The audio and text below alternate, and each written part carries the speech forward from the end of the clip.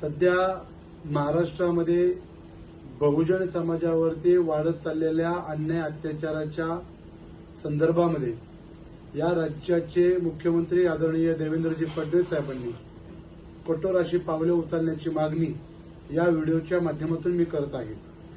लातूर जिल्ह्यामध्ये दलित समाजावरती तानाजी सोनकांबळे या मातंग समाजातील युवकावरती 5 मार्च रोजी त्याला बेदम मारहाण करून त्याचा या ठिकाणी उपचारादरम्यान मृत्युमुखी पडलेला आहे।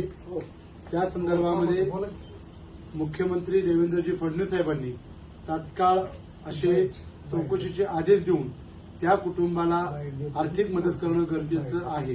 त्याचबरोबर परभणी जिल्ह्यामध्ये 10 वर्षाच्या मुलीवरती नाबोडा पोलीस स्टेशनच्या अंतर्गत फोस्को अंतर्गत गुन्हा दाखल झालेला आहे।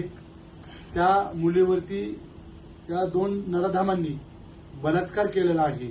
त्या संदर्भामध्ये त्या मुलीच्या कुटुंबांना देखील शासनाकडनं योग्य ते सहकार्य आणि मदत होणं अपेक्षित आहे।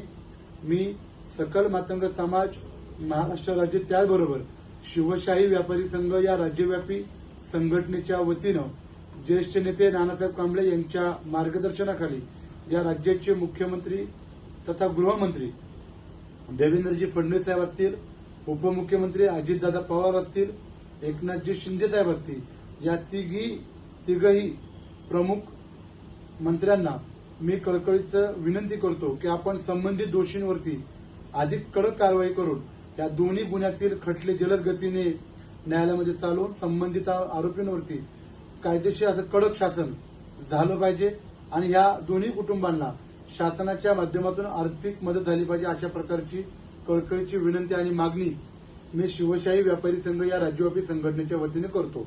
धन्यवाद। जय लवजी, जय भीम, जय शिवराय, जय महाराष्ट्र।